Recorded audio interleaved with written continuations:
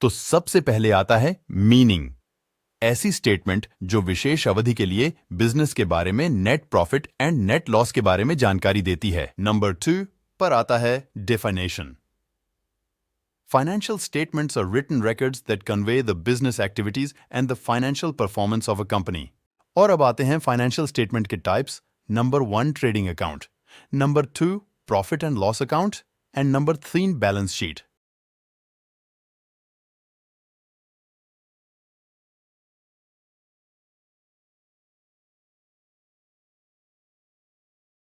और अब हम इन्हें समझते हैं। तो सबसे पहले ट्रेडिंग अकाउंट आता है, तो हम इसा से ही शुरुआत करते हैं।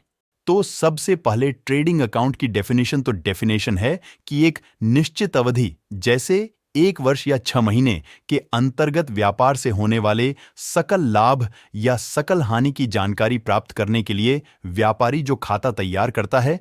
Prepare trading account to trading account में डेबिट साइड सारी डायरेक्ट एक्सपेंसेस आते हैं and credit side direct income होती है। और अब आते हैं अकाउंट की ट्रिक। तो ट्रेडिंग अकाउंट की ट्रिक है कि जितने भी डायरेक्ट एक्सपेंस होंगे उन्हें ट्रेडिंग अकाउंट के डेबिट में लिखेंगे और जितने भी डायरेक्ट इनकम होगी उन्हें ट्रेडिंग अकाउंट के क्रेडिट साइड लिखेंगे। आपको यह तो समझ आ गया होगा। तो चलो ट्रेडिंग अकाउंट बनाते हैं। तो सबसे पहले ट्रेडिंग अकाउंट का परफॉर्मा, ट्रेडिंग अकाउंट का परफॉर्मा होता है कि particular amount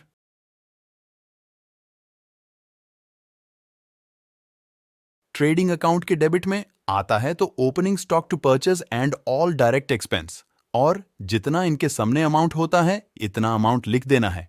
are trading account के क्रेडिट में आता है by sales less sale return और by closing stock and all direct incomes.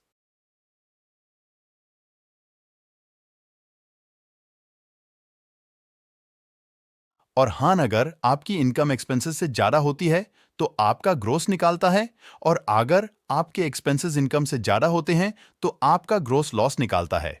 और ग्रोस प्रॉफिट डेबिट साइड आता है और ग्रोस लॉस क्रेडिट साइड आता है। ऐसा इसलिए क्योंकि रेटिंग अकाउंट के दोनों साइड सेम होनी चाहिए।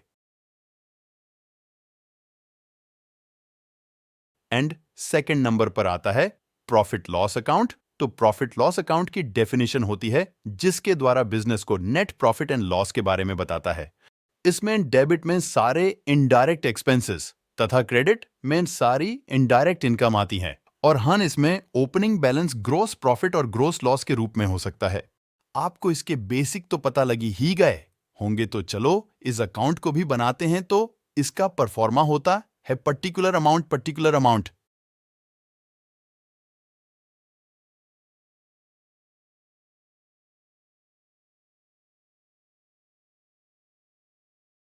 अगर आपका ट्रेडिंग अकाउंट में ग्रोस लॉस निकालता है तो वह डेबिट साइड आता है, और आपका ग्रोस प्रॉफिट निकालता है तो वह क्रेडिट साइड आता है। टू सैलरी और टू डिस्काउंट डेबिट मेन आते हैं, bye interest received and bye rent credit main आते हैं।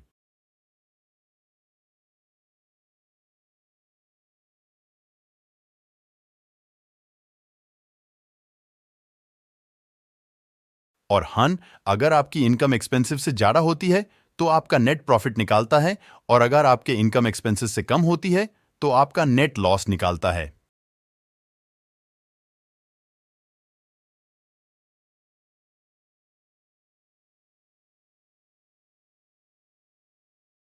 और सबसे लास्ट में आती है बैलेंस शीट, या एक स्टेटमेंट है जो बिजनेस की एसेट और लायबिलिटी को दिखाता है तथा बिजनेस की फाइनेंशियल स्टेटमेंट बताता है। और हन, इसके डेबिट सरी लायबिलिटी आती है और क्रेडिट भी सरी एसेट्स।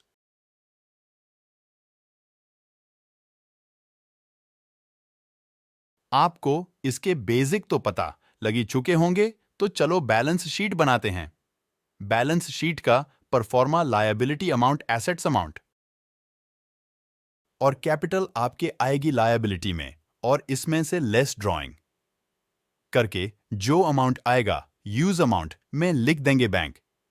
ओवरड्राफ्ट लायबिलिटी में आता है और क्रेडिटर लायबिलिटी में आता है। और अब आती है एसेट्स की बारी। तो एसेट्स में सबसे पहले कैश के बैड क्लोजिंग स्टॉक डेटर के बैड मशीनरी,